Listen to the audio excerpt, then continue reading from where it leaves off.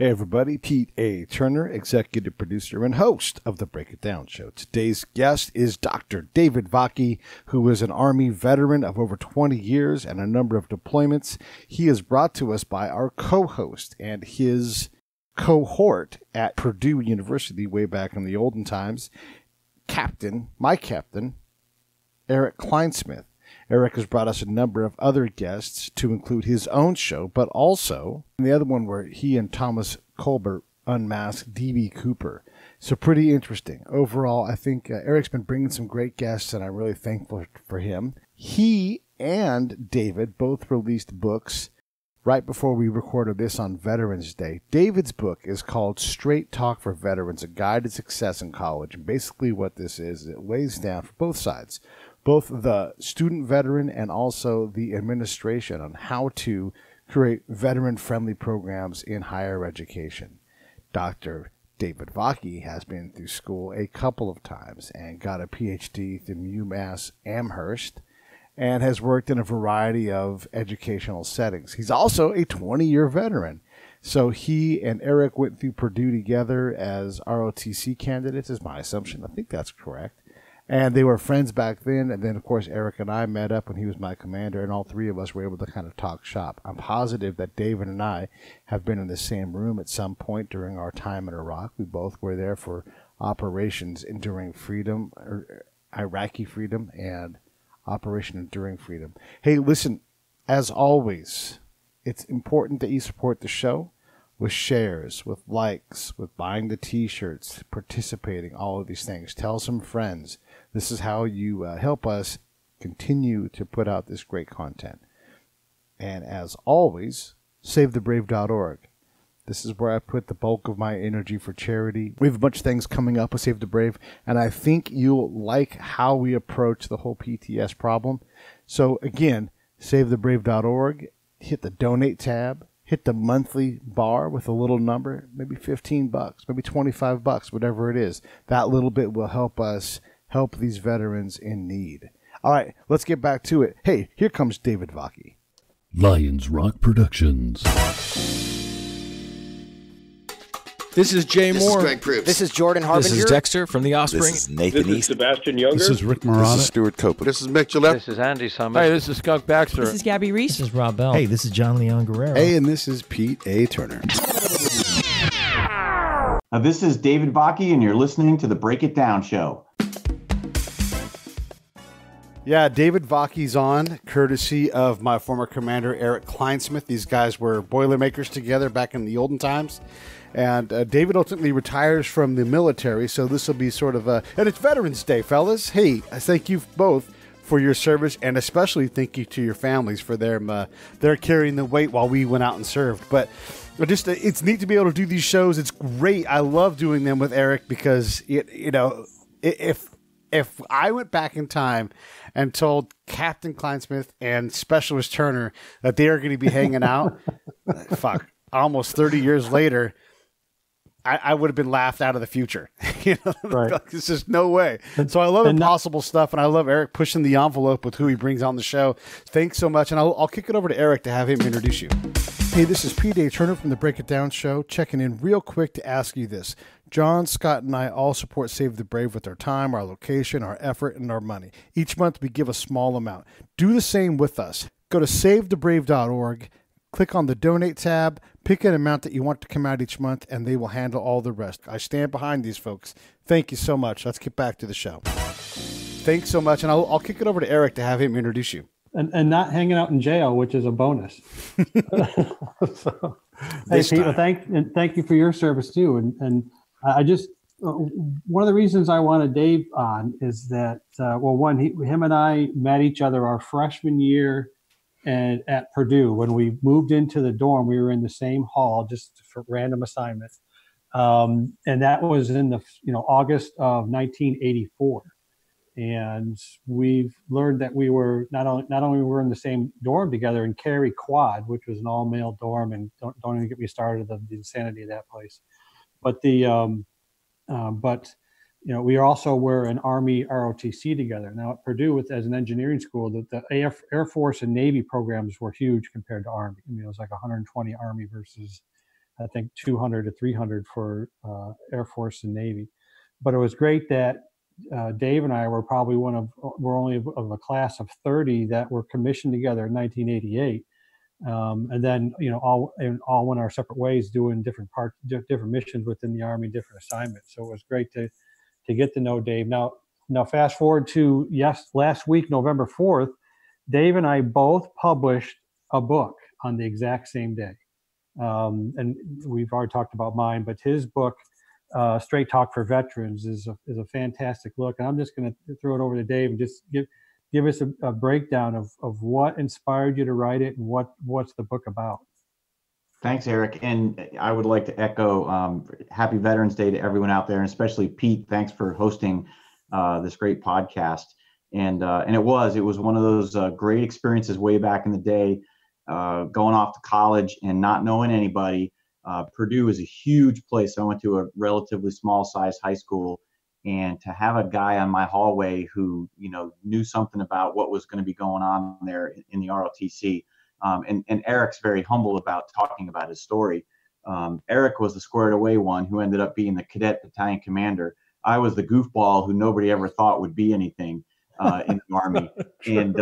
And that played out for 4 years in there. In some cases it was a miracle that I was even commissioned. But we all develop at different paths, and we both made great impacts in the field.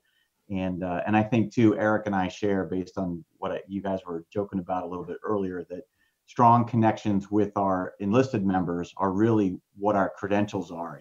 And so as officers, we don't look down upon our enlisted guys. We look right across at them and realize they're the ones doing the real work, Pete.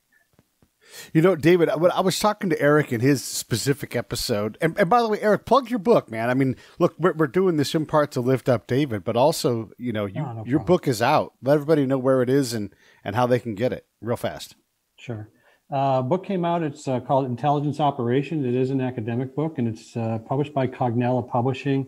It's on Barnes & Noble and Amazon, but that's the full price piece. But if you go to Cognella, COGNELLA.com and just do a search for the book, that'll give you the publisher's 20% discount on it. I mean, because it's an academic book, it is, it's a little bit more than just a standard paperback that you run out and buy. But happy that is out, and 2,000 hours of work finally paying off.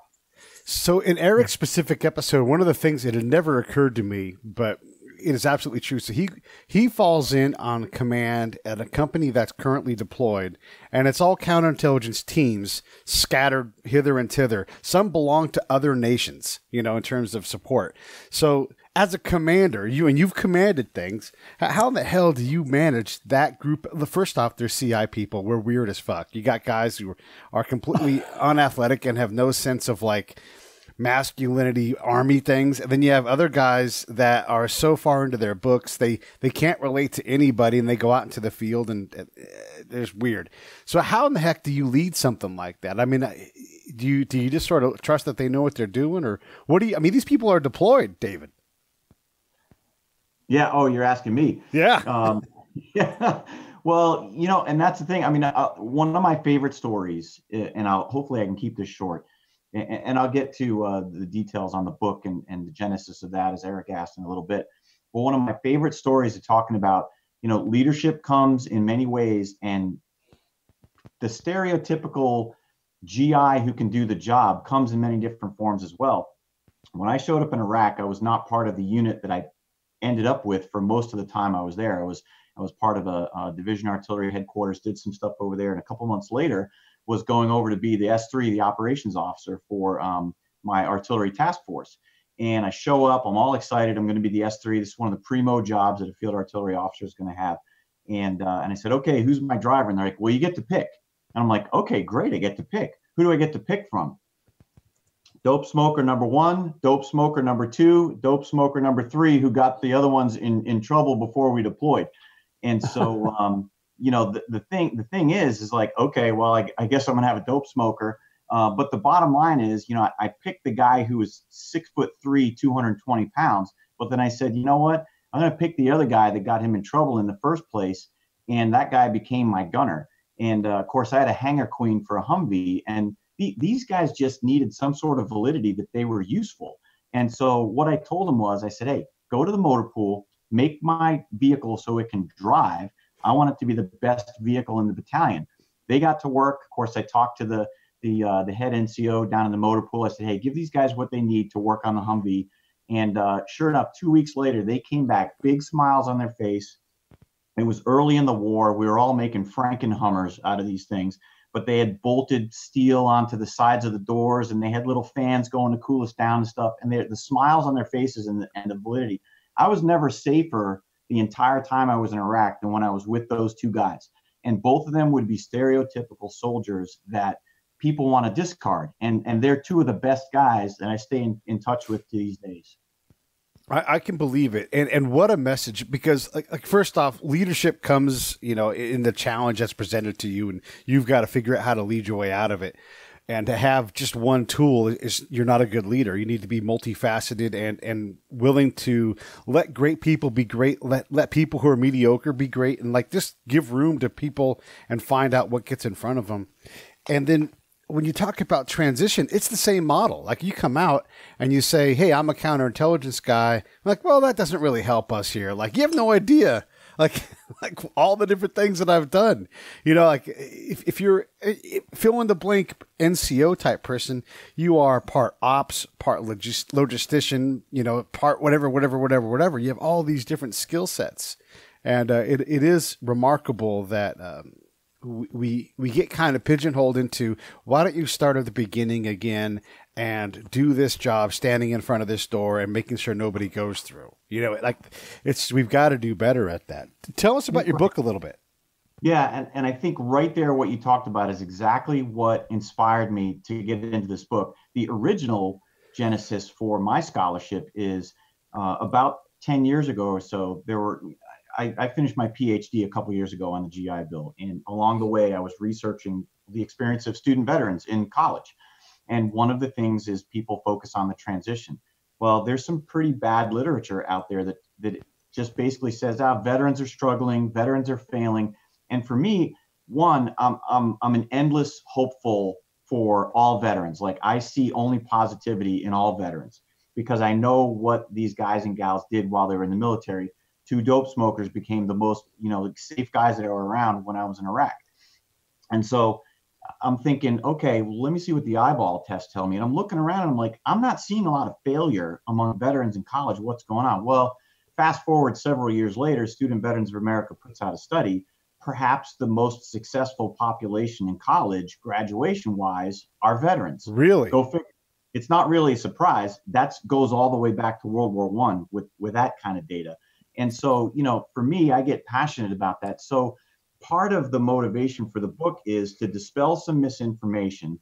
The other part is, let's not talk about the ways that people fail in college, particularly veterans. Let's talk about, these are the things that have proven to be successful, and let's show everybody else the things that contribute to veteran success when they're transitioning and going through college. That's the motivation for the book. And I think that the field has been waiting for this for a long time. And I've already had the first person who's completely read through the book. She's working on her PhD at a university online, and she lives here in Charlotte. And I said, this probably won't help you with your research. I gave it to her on Friday. She was going to read one chapter this weekend. She ended up reading the whole book except for one chapter. And she told me that this is going to help her not only in her dissertation research, but it's also going to help her because she works in a veteran services office. It's exactly what I was hoping it was going to do. I was just thinking while you were saying that, because, we've had experience of veterans, they come back, even when we were going through ROTC, we had guys who were green to gold, or they were enlisted first, and they had joined the ROTC program. And I remember distinctly then that they seemed to had a harder time going through at least the ROTC program, because it was kind of like, I've actually done stuff in the military. I'm at the point now where it's like, why do they have me cleaning a stadium on a Sunday morning for trash? Why do they have me selling hot dogs and doing ridiculous stuff that cadets do? And that was a tough thing. So I'm wondering if at some time during your research that you found, what were the biggest challenges to veterans going back to school, even though you just said that they were, a very highly successful percentage. What did you find was some of the biggest challenges with veterans? Right. The challenge, that's a great question, because what I know is that given the average veteran going to college, they're going to figure it out, right? These are the most creative, most improvisational folks, and they'll overcome just about any obstacle. The reality, though, is that how bumpy that initial transition is, that is the dynamic that we need to talk about. And what you're talking about, Erik, is exactly that. I'm going to come into the ROTC, or I'm just going to come into the broader university, and it's a culture shock. It's like, well, I already went to basic training. I served in the Army for several years. Now you're going to make me learn how to shine boots and stand in a formation. I already know how to do that stuff. And it's the same thing when veteran comes off the trail. You get a guy like Pete coming off of active duty, doing CI stuff over in Bosnia, something like that. And then comes onto a college campus, and all of a sudden you have, whether it be the gay pride parade, or everybody's talking about, we got to focus on this person because they're special, or that person because they're special. And a guy, someone just off the military is going to be like, I thought we were here to focus on our academics. And and so it's this culture shock of all of that. And then the other piece of it is that when there's a problem, a veteran believes that they can go to the person in charge, and the person in charge can fix stuff, which is what it is in the military. You go to the company commander, you go to the battalion commander, the brigade commander, the commanding general. Those guys and gals can make lightning strike and fix stuff. Really, the best case of that is the sergeant major. That's where that stuff usually happens. On a college campus, that person doesn't really exist, even though there's a structure that exists. The university president doesn't do that. The dean doesn't do that. Even the director of veteran services can't do that. There's almost nobody who really can make those kinds of things happen. So there's a big culture shock. And so for me, on transition, it's not that veterans can't effectively transition. It's, can we make the transition smoother, more efficient, and more rapid so that they can get on to the business of finishing their degree in good order.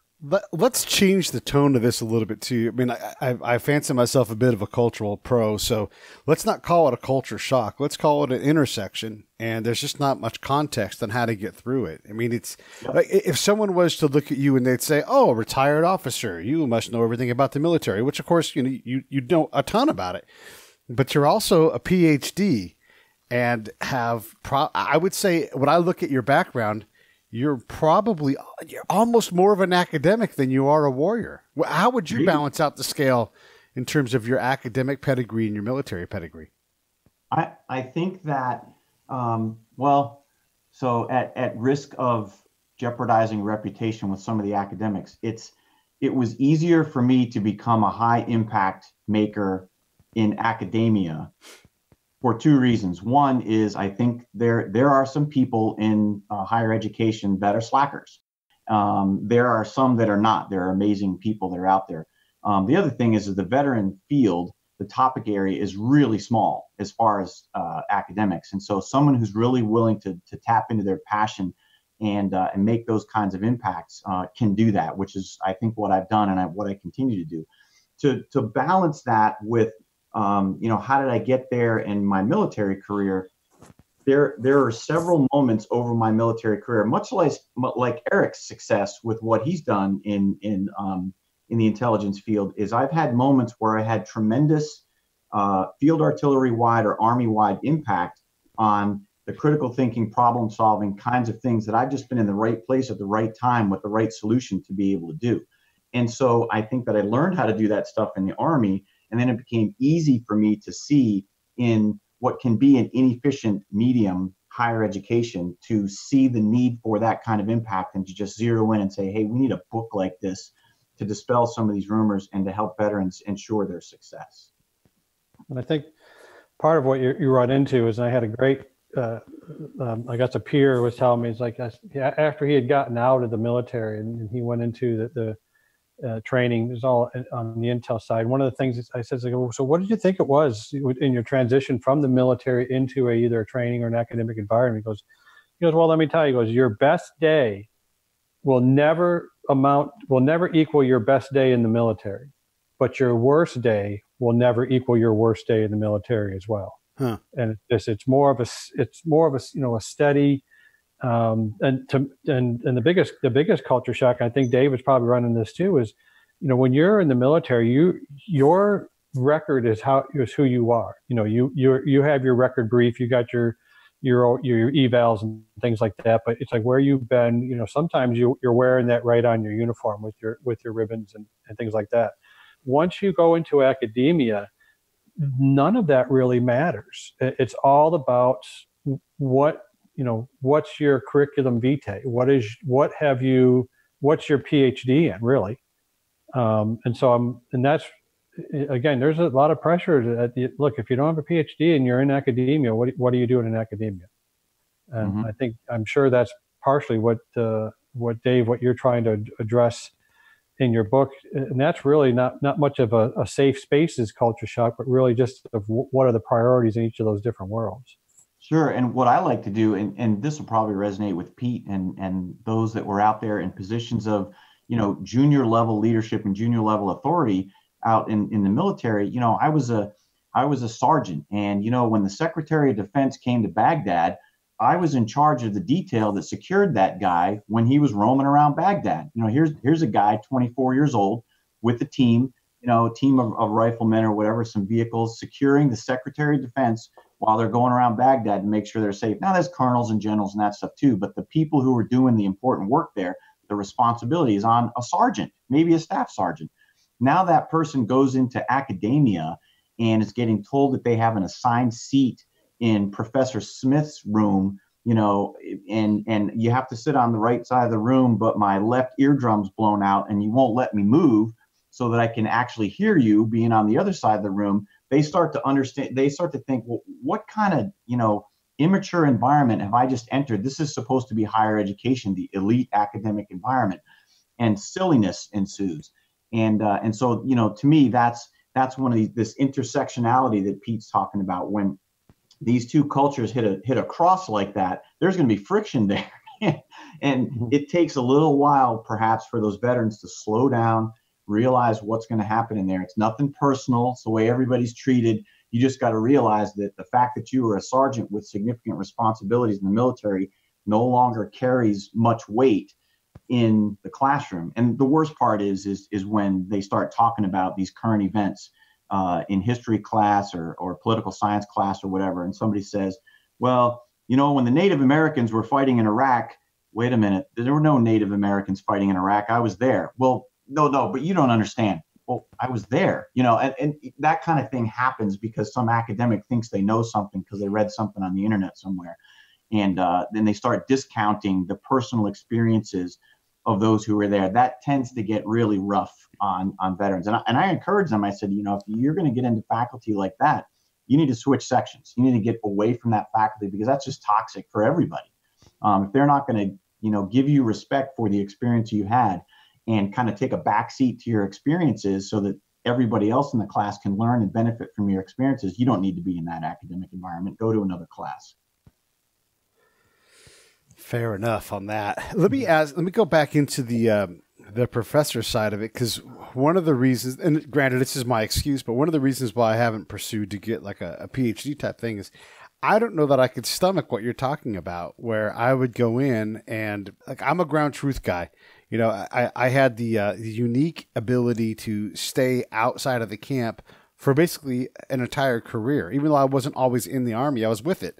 And so I learned how to speak commander at a high level. I learned how to, communicate what was going on in town versus what was going on in the brigade staff room. But I was always out, right? And so it's a totally different perspective. So now I'm going to go sit in front of a guy who's focused on theory.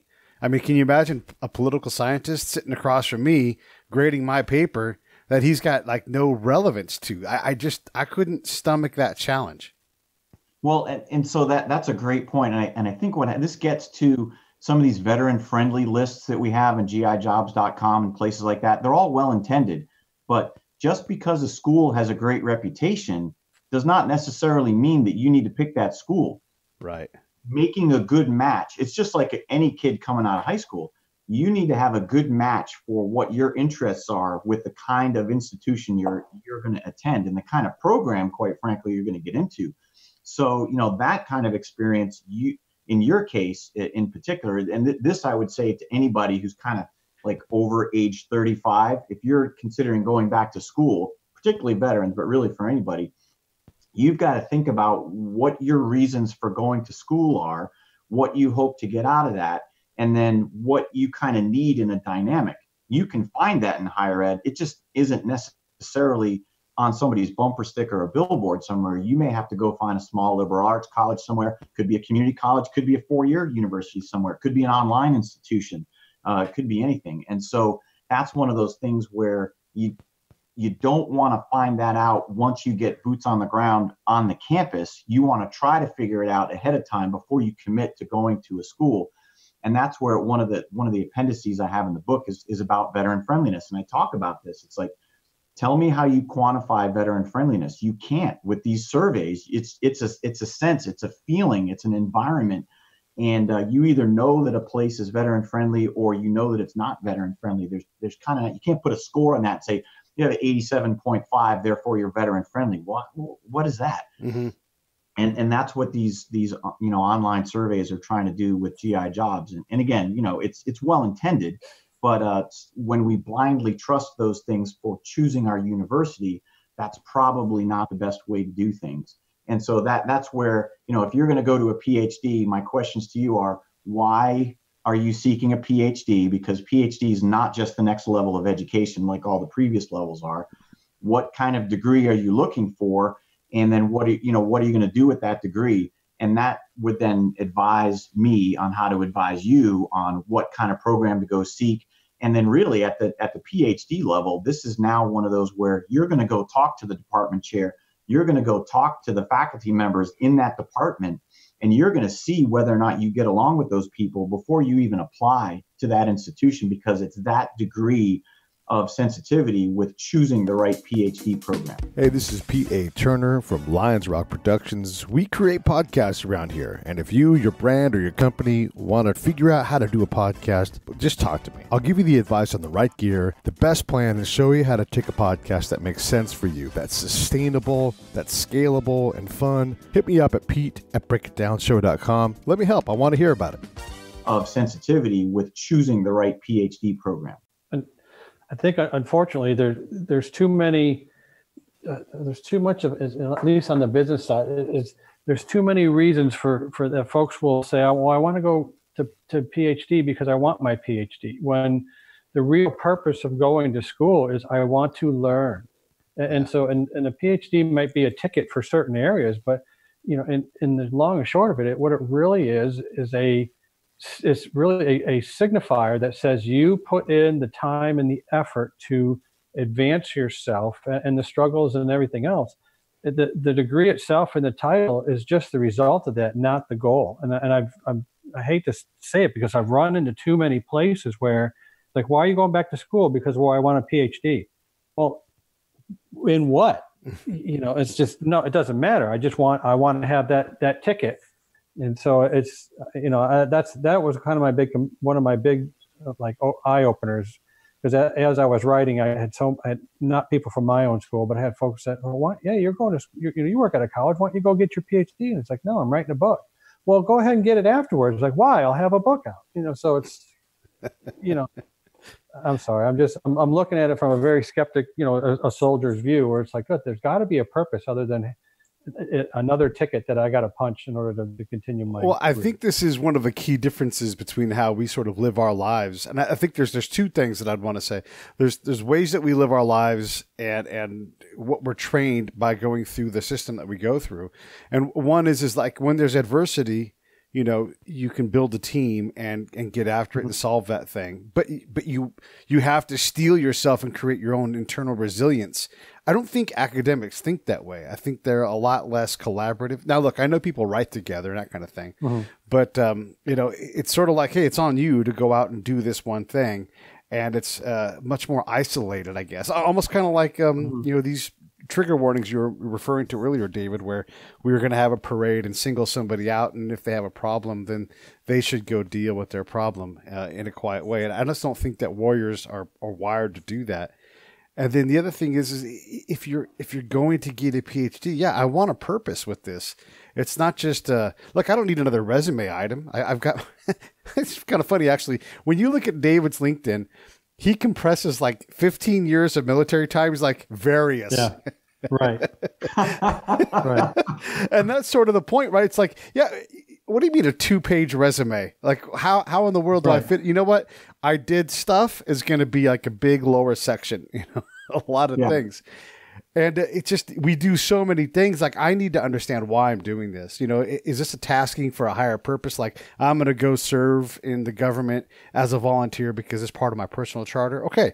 Then there's that aspect of it. But you're right. A PhD, Erik, it's wonderful, but I can't make that financial business decision based on my ego. And it's never about that. And I think all of these things reside under ego. Yeah, it was the very first purely academic conference I went to was, it amazed me because, during the breakout sessions or during the social network thing, if I've gone to cop conventions, military convention, there's all kinds of people talking and everything.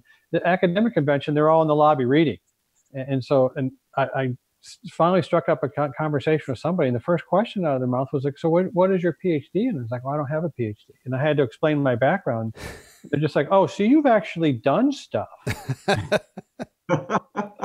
And so that's why, I'll throw it back to Dave, but it's just like you have to run into a scenario where it's just, you're hearing the theoretical and you're just like, no, that's not how it sounds great, but that's not how it works. Right. I've run into real problems, and I get yelled at all the time by classic academics. When I sat on a panel one time at one of these academic conferences that Erik's talking about. It was a diversity panel. So, me as a veteran, I was the least diverse person on that panel, as you can imagine. Or sympathetic. Yeah. And so we're talking about advanced education. And I told, there was the one person who didn't have a gender, was talking about get your PhD as fast as you can and, plow through your bachelor's, master's, and PhD and be out there at age 28, 29 with a PhD. And I disagreed. I said exactly what you guys just said. I said, you can do that if you want, but there's something to be said for, even if you're just working in the higher education space, there's something to be said for having some real world experience instead of entirely theoretical experience after experience in which you have nothing to base it on. And so I had my master's degree I did while I was on active duty. So there were all these people that came in to these military bases as guest professors, and they were all part-time professors that were working in the business world. And I'm sure, Erik's master's degree was similar. Those people who had experience in the field, the non-academic field, in addition to being able to teach the course, were typically the ones that I benefited from most in my learning process. And then when I got to my PhD in higher education administration, those people who had actually done administration and leadership in higher education and research were the people that I benefited from most in my program. Those that had not done anything, but that were generally just theorists, I got very little from those people because they don't have much real world perspective to offer. Yeah, this is a big point. I was presenting a paper 2 weekends ago at Troy University in Alabama, and it was a NATO conference because NATO just turned 70. And we were there, my buddy Rich and I, who's a PhD, but he was an 11 Bravo first. And he just kept going and ended up with this PhD. And he sort of takes my field knowledge and he kind of crosses the plane where he's got a little bit of field time, but he also gets the 11 Bravo thing, but he also has this mountain of political science license behind him. So when we write things together, we're using the ground truth as our lens to do these things.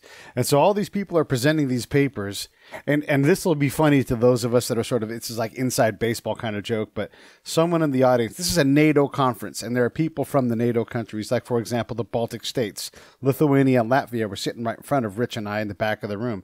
And someone says, when are we going to invite Russia into NATO? And those two dudes from Latvia and Lithuania looked at each other like, what kind of conference is this? You know, do you not know the point of NATO? And everybody in this room is smart. You're just like, oh my gosh. Anyhow, so the long story, way too long, but that's a funny thing. It was after we present our paper, and our paper is always ground truth focused, and we talked about religion and political development in conflict zones. And because, you know, as the military, especially the Army, since we're the biggest, we're terrified of religion. And, you know, we don't see religion and state as being one thing, even though we're in a fucking place with Allah Akbar on the flag or Islamic Republic in the title of the government. So we were saying, you know, like these are the realities of where we're at. And again, I don't have a PhD. I'm sitting next to one, but Robert Hunter, who was Clinton's ambassador to NATO, came up and said, your presentation was worth the price of admission, because we brought reality that not any other PhD person could deliver. And on top of that, the lady who's next to us presented on female engagement in conflict zones, didn't realize she was sitting next to people that are published, Rich and I, in female engagement in conflict zones. And I will tell you right now, she wasn't above the bar for professionalism. She was talking in terms of these effect-driven things where we went out and we accomplished rug weaving. So this ground truth thing, this reality that you're talking about, yeah, you can go be a 28-year-old PhD, and God bless, that's an awesome start. But you're going to lose every time to the person that's like, here's what you don't understand because you've never been there. You're in what I call the spaceship, where you look down and everything's easy to solve. Down here, how you handle things day to day might determine whether you or someone in a subsequent deployment gets blown up. Yeah, and the classic example of that painted itself out. My very first course was leadership in higher education, and of course, you know, I figured, well, I got the leadership thing down. We'll see about the higher education part. But except for the professor, who turned out to be my advisor later, we hit it off really well, and he's the one who really got my career started in higher education. Except for him, nobody else in the room. There were probably 17 or 20 other students in the room. Nobody had ever been in charge of anything, never responsible for anything, never actually led anything. And so their discussion and their interactions were so basic, so theoretical. I'm like, this is like 101 stuff that, you know, second lieutenants and first lieutenants and captains, staff sergeants would be able to talk about really well. This stuff's easy. And so I was, you know, running academic circles around these people in my very first course. I mean, it got different when we got into more theoretical and higher education like kinds of topics, but the leadership piece, nobody had leadership except for me. And so it, you know, and that's that real world experience. Like, I've done this stuff for real. I may not know the name of the theory behind this leadership, but I've done that theory of leadership, right? Whereas these people are just talking about it in theory. And that's an example of difference just in my own PhD. It just it reminds me that, you know, there's ways. You know, I going back to when I turned in my prospectus for the book, I had to, you know, send it. It's basically a proposal for the book into the publisher, and the publisher sent it out for peer review. And so that means it goes to different universities, different authors, or different faculty will look at it. And I got like 4 different ones back. Well, they excoriated the book except for one person, and it's all nameless. You don't know who they are, but I could figure out who the one person was because he was a friend of mine at James Madison University, and he's former CIA. And a guy named Tim Walton, he's now retired, but I knew it was his writing because he had these great constructive comments, because I knew he had a background in, you know, living the hard life, so to speak, on it. And so the one of the biggest criticisms I got was, well, he's not a PhD, the guy that's you want to write this book, and he's never written for a peer-reviewed publication. And I immediately, and this is just, I was just ticked, and I took the criticism, but I immediately wrote back to publishers like, look, these faculty are not my peers.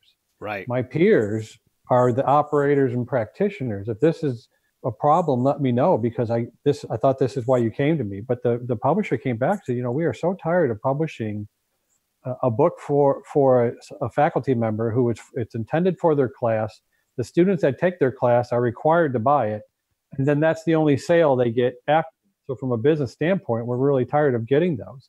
We wanted yours. We came to see you because we thought you would have a much more broader expanse and give us something that's a little more, fresh or more, I don't want to say applied insight, so to speak. And that became everything.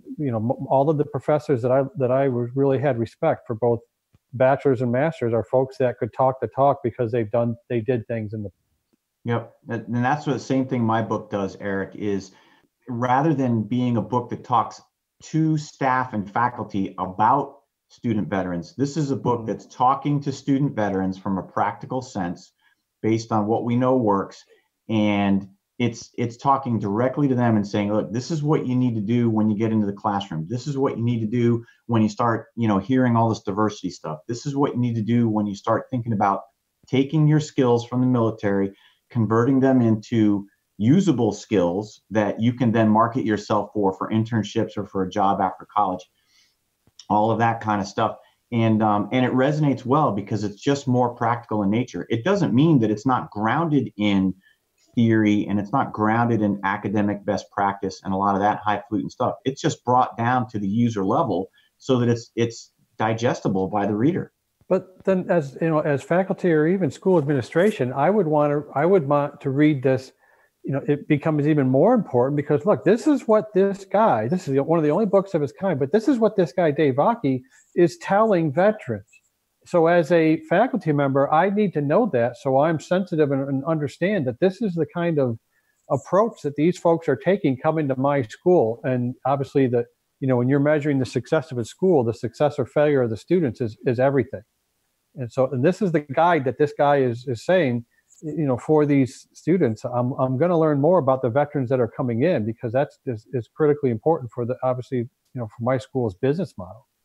Yep, that's exactly right. And that is the second population for the book are faculty and staff, because if you read the book, it's going to be an easier read than reading some academic journal article somewhere. Right. And you're going to get an understanding of how, straightforward and frank discussion is between veterans, and you're going to see this is perhaps some of the perspectives that veterans might come in. And I'll tell you, Pete, you'll appreciate this. One of the problems that we talk about, and we focus on everybody else, we focus on the team, we focus on the mission, we also focus on, we don't want to be the weak link, right? We focus on being strong, and if that person's weak link, we're either going to fix them and make them stronger, or we're going to eliminate them, right? Yes. And so but this is, for me, in veterans now, all veterans transitioning out of the military, this becomes a more critical point, is that our military culture tells us that seeking help is a sign of weakness. And this book speaks exactly the opposite of that. The weak ones, or shall I say the dumb ones, to speak critically, are the ones that don't seek help. The strong ones, the smart ones, the successful ones are the ones that seek help. And what we try to do, rather than just say, call the veteran suicide line if you feel suicidal, we don't do that because nobody has time to remember what the veteran suicide number is. We speak to how common it is by all students in higher education to use academic support services, to use mental health and counseling services, to use the disability services. Everybody in college, not just veterans, not just people in wheelchairs or whatever, everybody in college uses all these services. Go and use these services. And if you have, if you're a slow reader, or if you have some sort of disability from your military service that causes you to process stuff slower, or you may need somebody to take notes for you, you go to disability services, you can get accommodations for all of these things, extra time on tests, special note takers, special devices to help you take tests. It's all designed to level the playing field so that you can be successful. There's no reason to not go out and seek this help. And that's one of the common themes that is throughout the entire book is seek help. Whatever it is, seek help. Yeah, that's such a powerful thing. When I got my master's degree, one of the first things that we were told by one of my professors, I guess you would call him, one of the instructors, was you're doing something that's more than what 1% of the people will do. You're above 1% by doing this step, and you're doing it while you have a full-time job. Many of you are in the Army. So this is not supposed to be easy. This is going to be hard. You're going to have to learn how to adapt to it, and I have every confidence that you will because you're sitting here. But don't underestimate this challenge and what it does mean to you as a person. Forget about the resume thing. And that, I mean, obviously, I still remember that to this day, and I've had a master's degree for over 20 years. But I was like, yeah, you know what? This is a pretty hard thing. And so when it got hard, I'm like, oh, that's right. It's just supposed to be hard. I'm supposed to, and you guys have master's degrees. How I experienced it was they throw books at you.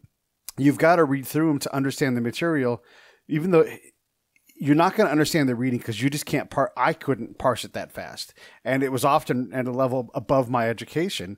And then the person would come back, you'd be like, here's what you read and here's what it meant.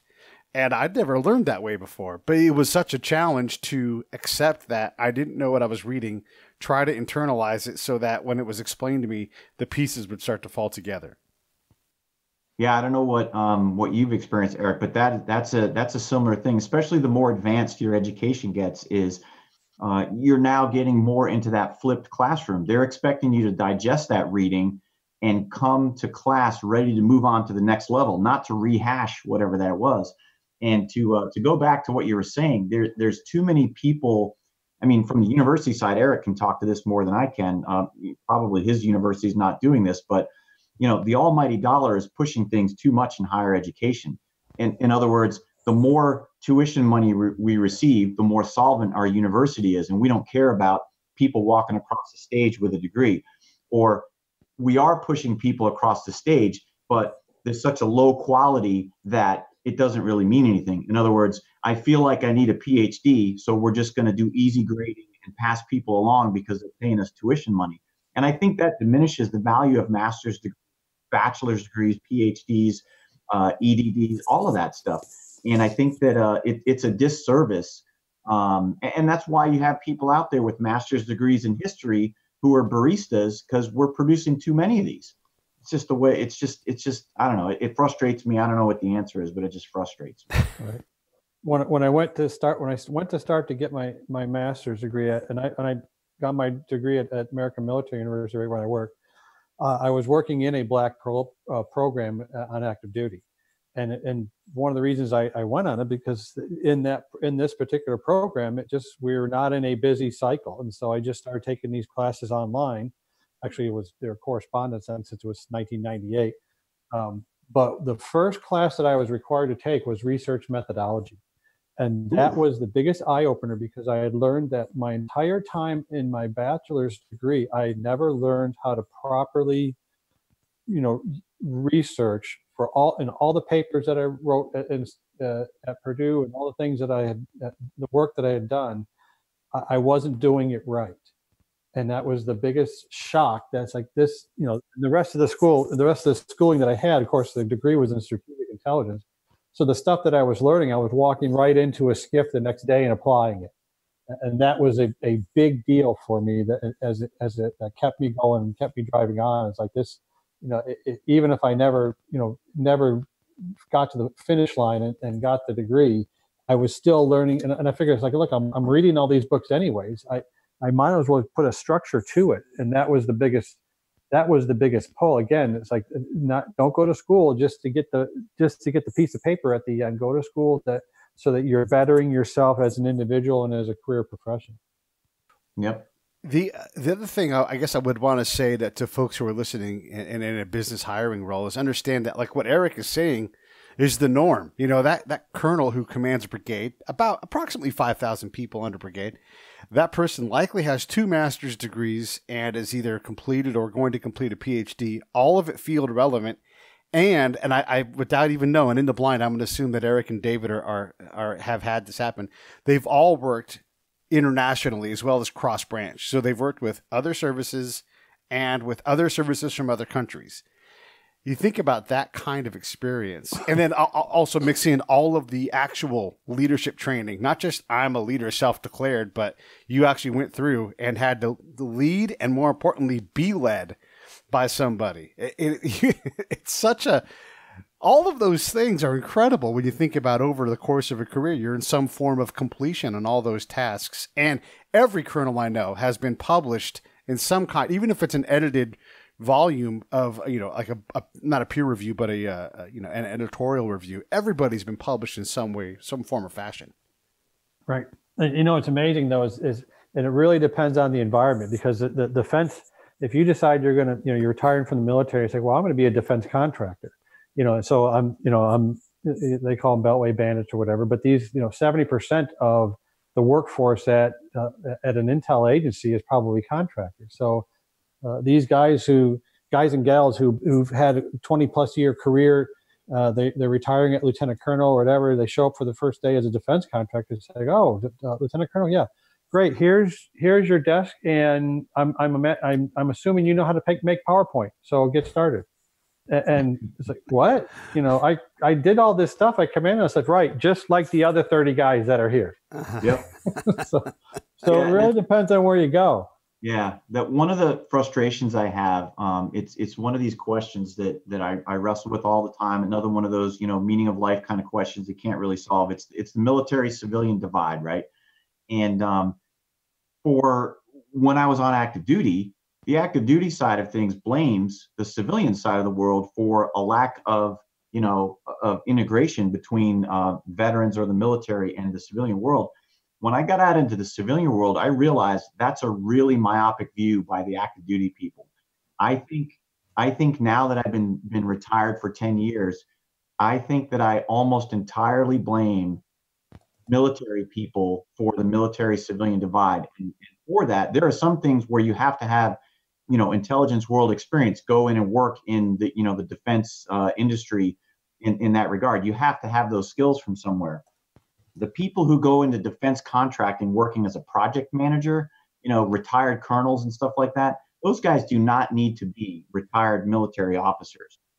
In fact, there are many reasons why you might not really want those guys. They bring them in because of their connections.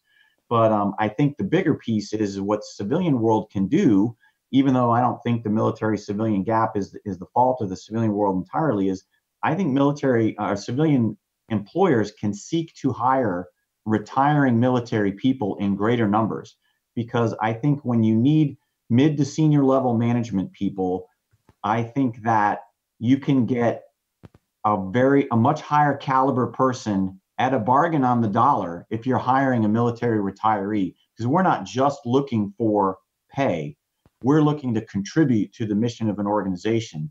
And we probably didn't get paid what we were worth when we were in the military, especially if you're an enlisted person. But we certainly are not seeking necessarily, we'll take it, but we're not seeking $200,000 a year. We want to contribute to a mission that is important, and we want to do things that matter. And I think that that's lost on civilian employers. And you get into the age discrimination and, this person's retired, and we don't want anybody who's retired because they're old or whatever it is. And I really do think that, especially these days when retirement age really isn't until 70 anymore, I think that civilian employers need to be looking at military people more, especially because military people understand commitment to the organization. We're not looking to pop smoke after 3 years and move on to the next thing. We're looking to grow a little bit of roots, because we did that moving around every 2-3 years thing for a career. We're ready to settle down somewhere and be committed to one organization. And I don't know, maybe it's just pie in the sky, but I think civilian employers need to look for that more. Well, no, I don't think it's pie in the sky. I think you're right. Like, I actually am starting to feel like I'm putting roots down, and I'm actually building a community or becoming part of a community. And that's such a new thing. Normally, I build it with a bunch of criminals and warlords, for crying out loud. I actually get to know nice people for a change. I wanted to do a self-indulgent question thing and ask you a little bit. Now, granted, you've been out for 10 years, but I think that gives you more perspective. You're an artillery guy, and in a lot of ways, artillery is, and bear with me on this, is a little bit obsolete in modern combat. Like, you can deploy. You were a fires guy in Korea. If you're going to run fires for a brigade that's deployed, you're likely never going to do anything with an artillery piece. And same thing with tankers, right? You guys are, I like to say tanker's going to tank when you deploy, but the reality is that being able to work an interpreter at a high level and engage and talk are much more relevant skills.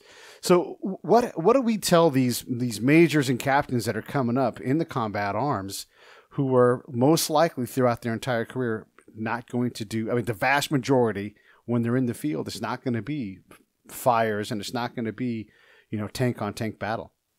I will tell them, this is just me, back to my time in ROTC. Stupid luck, 4 years later, somehow I ended up crossing the stage as a second lieutenant, right? And, some stupid luck things happened to me early in my career. And one of those is because even as an artillery officer, I was not the most math savvy or computer savvy kind of guy. And we do a lot of, even back in the 80s, we're doing ballistic fires control with computers way before everybody else was using computers.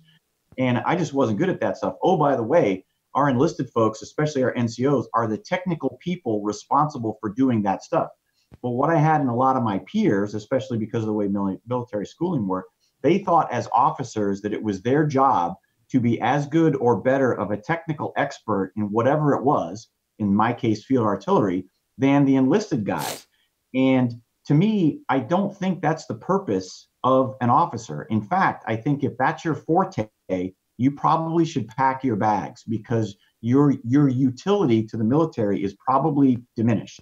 What you need to be is a leader. You need to be a facilitator of the technical expert's success. You need to be able to bridge the gap between senior level vision and boots on the ground execution.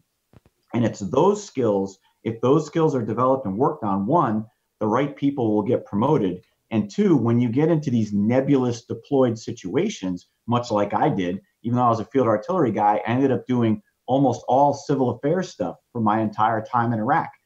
I never went to school for that, but I'm a critical thinker. I've always thought about leadership and how you can get to the mission, think outside the box, all that kind of stuff.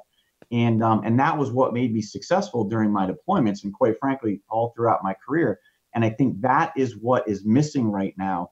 Too much technical expert stuff by people who should be more generalist in nature. And really what that plays into is we should be getting advanced education, not in technical fields, but in more broad fields, advanced education in leadership, advanced education in history, political science, sociology, psychology, those kinds of things. And those kinds of skills and thinking patterns are the ones that will make these people better leaders and more beneficial as they get more senior in the military. I've heard a very strong argument made for the new MBA, and you know how these things go, but the new MBA is the MFA. And I do think that that's correct. Like we've got a lot of not that the MBA stuff is behind the times, but a lot of those principles just bleed through the zeitgeist, like fail fast and, minimum viable product and all these kind of things. We all it doesn't mean you have the whole thing down, but being able to put that fine arts brain to work on complex problems and to get rid of the box. I mean, you want to get rid of a box, go hang out with a bunch of artists that don't give a fuck about the rules, and you will see what the box looks like. There ain't no box there with those guys. Right. I think the key thing is this has been universal for at least 20 years, maybe longer. Corporate employers have complained about college graduates, and this is at the bachelor's and master's degree level, for the same thing for the last 20 plus years. Two problems. First is they graduate with no critical thinking skills. And I've known some officers all the way through their career to at least 05, 06 level that have no ability to do critical thinking. There's that. And then there's the other piece is communication skills. Written and verbal communication are extremely poor. It's like, why are we in college if we can't come out as critical thinkers and with the ability to read and write? Blows my mind. But those things have been pervasive for the last 20 plus years. What's amazing is the number of times that I've worked in different intel training programs, how much reading, writing, presenting, and critical thinking in the military has come up as deficiencies. I mean, it's just I even had when I was doing the Army training with Lockheed, I had one of my new bosses came into my facility and we're going over our training program with him. And this guy was a retired special forces, he was either major or lieutenant colonel. And he started going over, he goes, hey, you know, one thing I got a suggestion is you need to get rid of this course name, rename this course called Critical Thinking. It just sounds too gay. and we were shocked. It's just like, that is the buzzword in the intel business. Oh, by the way, in the entire military, that's the current buzzword. And I can't believe you didn't know that. Well, every time I've done any kind of training needs assessment with a customer or something like that, it has always come up. It's like we getting so tired of our analysts who don't know how to read, write, and especially do not know how to present speak publicly. And oh, by the way, the critical thinking skills are horrible. So when we started this critical thinking class, it was a 6-month waiting list to get in to this class we had for Army soldiers and officers.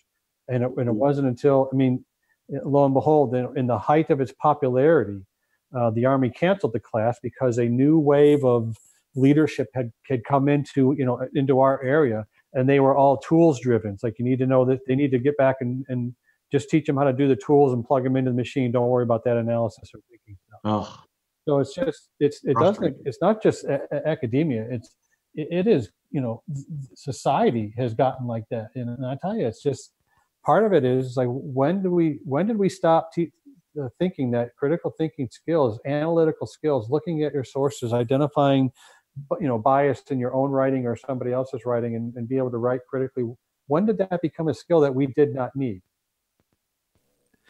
I'm thinking about this is such a sergeant majory thing to say, but when that kid stood up in front of Don Rumsfeld and asked him why we didn't have everything, and all of us guys that have deployed before and had some years in the Army, when he's like, you deploy with the Army you have, not the one you want, that blew everybody else's minds but ours. We're like, yeah, the sergeant major's going, you got what you got.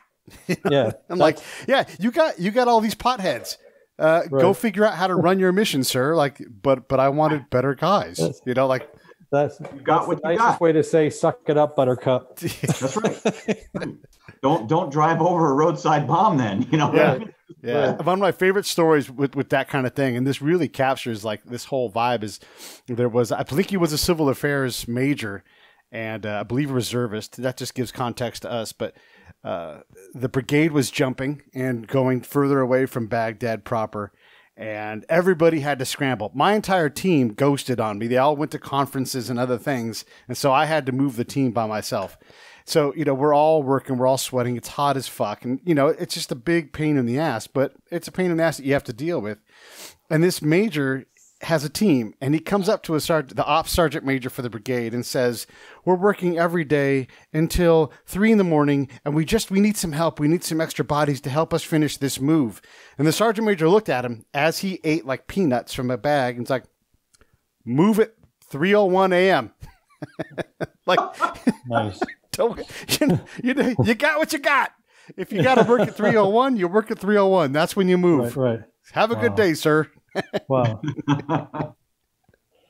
But that's the thing, that once you've accepted that lesson, yes, it's 120 degrees. We have 100 pounds of gear on. It's hot as fuck, and we're walking on asphalt. No one has to say, oh my God, it's so hot out here. Like, this just. Yeah. Well, that brings me back to some of the initial things we were talking about, where you've got guys who've been in the military for 4 or 6 years, and they get out and they go to college, and they said, I just had my drill sergeant, my first sergeant, my sergeant major tell me I was worthless. And now I'm here at a school and they're giving preferential treatment to some aggrieved group that I really don't care about. So it's just like, hey, I've been worthless for 6 years. Now you're telling me I'm special? Get out of here. Yeah. Yeah. Diversity. I'm a disabled veteran. Right. Do I count? No? Okay, good. Right. Well, yeah. And that's the amazing thing is, you talk about, veterans not focusing on themselves, is that's exactly right. Not only am I a veteran, which makes you a component of diversity, but you're a disabled veteran, which makes you a further component of diversity. But I'm not going to view myself from the lens of what we typically think of diversity, and that is someone who may need a leg up or whatever. And I think that's fair in some regard, because we talk about the success that veterans are having in higher education. By the same token, one of the reasons why diversity is a good thing, especially in higher education, is you have diverse perspectives. So if you're a veteran and you're not sharing your practical experience from whatever you've learned while you're in the military, you're kind of disadvantaging all of those other students and perhaps even the faculty from learning from your experiences. And so that's the value of diversity, not because we necessarily want to make sure we give you a leg up or whatever, although if you need a leg up, it's there. But it's the whole, diverse thought, diverse opinion. And if you develop those critical thinking skills while you're in the military, now you're going to benefit everybody in that problem solving mode in whatever that particular class is. Yeah. Yeah. Yeah. Hey, everybody, this is David Vacchi. You can get his book at bookbaby.com. And the reason why we have these kind of chats is just to bring some reality to what it is to be a veteran and then transition into civilian working space. For sure, to all my veterans, especially today on Veterans Day, thank you all, and understand that, we are transitioning into a totally different world that doesn't get us, and you can translate your experience into what you think works. But I would say always go and try to get a face-to-face. Find out who you want to be and go take that person out to lunch. Can I buy you a beer? Can I buy you coffee? Can I buy you lunch? Until you find someone that says yes, and then learn what you really don't know, because you haven't got the first clue what you don't know about these things. That's just Pete's advice to veterans. And then from companies, here's how you hire veterans. When they apply, you respond. If you just have them click, if you send me, say, here, apply on the website, that's a fuck you to me. And I'm not going to do it because you put me into the big funnel and there's no intention of hiring me because I don't speak your language. You have to help me understand what it is. The biggest thing that I didn't get as a veteran in transition was open doors. I was part of an invisible system, and basically I went from being important to obsolete, and obsolete people kill themselves. So respond to those veterans in some way. Get a human involved. Get a veteran on the other end of that conversation and say, if we want this person, how do we bring them in? How do we do whatever? Are they valuable to you? Then that's what it takes. You have to extend it out a little further because you're just not going to understand their background and their experience until you can't do it through a computer. That's what I'm saying. So I'll shut up and I'll kick it over to Erik to let him close out. Oh, well, thanks. Again, appreciate you bringing Dave and I on again. I think Dave's got one of those career paths that just, and he keeps saying it was luck this and luck that, but everybody knows that ain't true. If you just don't have a career like Dave has had, and then be able to leave it, have a successful career outside of the military to the point where he's earned his PhD, and now he has a great book on the street that's it's indispensable. I mean, it should be, honestly, the military should be buying it and handing it out at every transition brief that they have. That's really where it needs to go. But again, appreciate you guys having me on Veterans Day, and again, we'll track to see how well this book does, because I'm sure it's going to do great. Dave, anything to close? Yeah, no, I appreciate the plug at bookbaby.com. And if they search in the bookshop for Straight Talk for Veterans, should pop up. It's the only one there. Now through the end of the year, we're going to have it on sale. So if you use the coupon code STUDENTVETERAN, you're going to get 20% off. And I would just like to appreciate you for what you're doing, Pete. All the veterans out there that are listening, and all the non-veterans who are listening to this. Thank you for opening your minds up to listening about stories like this about veterans transitioning out into the civilian world.